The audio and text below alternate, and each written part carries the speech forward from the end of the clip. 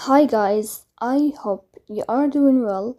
Today we will talk about how to fix or how to solve the problem of ChatGPT.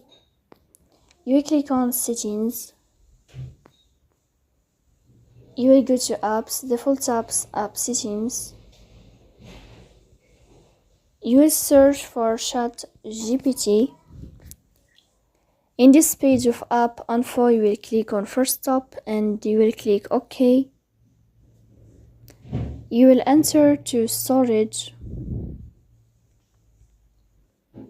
You will click on clear cache. You will go to Play Store. You will search about ChatGPT. Here you will update your app if you find updates. So please don't forget to support us by like and subscribe. See you next time.